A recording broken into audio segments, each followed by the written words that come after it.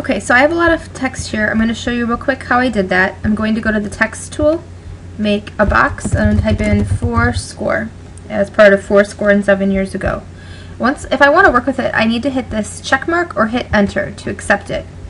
If I want to move it around, I have to use the black arrow tool, and I want to make sure that this is checked up here, show transform controls, because that's what allows me to make it skinnier, wider, etc. And if I want to make it curve, I would go back to the T tool and click in there and then use this arc with the T above it. And that gives me some style options like arch.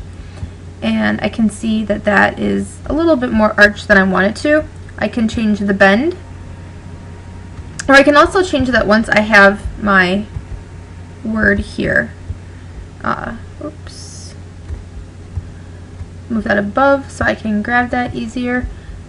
Here's my 4 and I can make it wider to spread it out or change that this way. Remember, you can go above to get the curve, so I'm going to go ahead and add it in there to fill that up.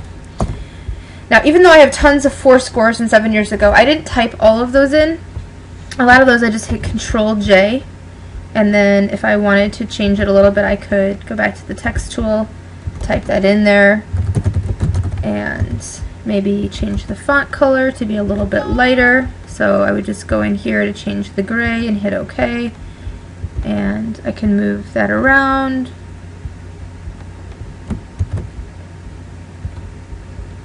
Curve that a little bit this way, and maybe layer it below what I already had. If I'm ready to merge these together, remember you can select all 3 of them, go to Layer and Merge Layers, so I have one thing to work with. Now when I hide Lincoln, I still don't have it filled in as much as I would like it to. So what I'm going to do here is hide my 4 and I'm going to add a layer, and I want it to be above Lincoln but below 4. And notice I've unlocked my Lincoln layer.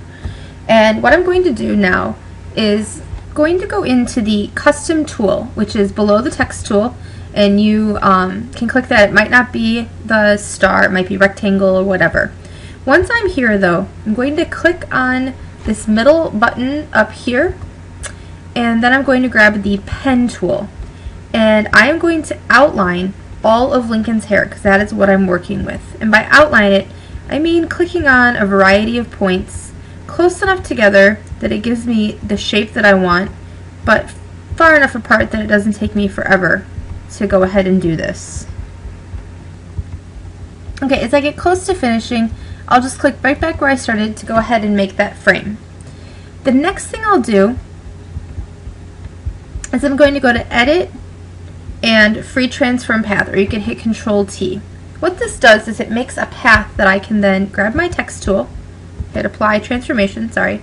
I'm going to go ahead and use the dark gray instead of the black, and I can click inside here and I can start to type. You might want it centered, you might want to spread it out, but make sure you've got your font. And so if I start typing in 4 and 7 years ago, I can see that there's quite a bit of space between 4 and 7 years ago. What I need to do is go up to this menu here next to the T with the arc, and 14 is the size of my font, but 30 is the spacing in between. So sometimes it's good to go to Auto, or if I know I want things closer together, I might even make them 12 or less if I want to show that. My words are currently spaced out at 100. Usually 0 is where you want to be as far as spacing the letters out. And I'm in this caps feature, and I do have an exponent which I could turn off if I wanted to. I can change the color here and I can spread things out, but in character, which is what I got to by hitting here, is where I can fix kind of what I'm typing.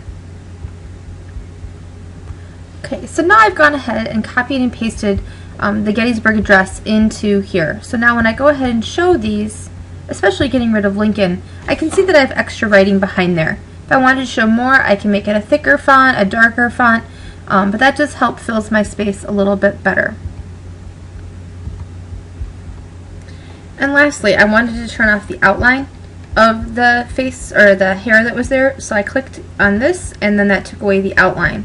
So this is what I have for Abraham Lincoln's hair so far. Hopefully this helps you with some of the things that you're working on.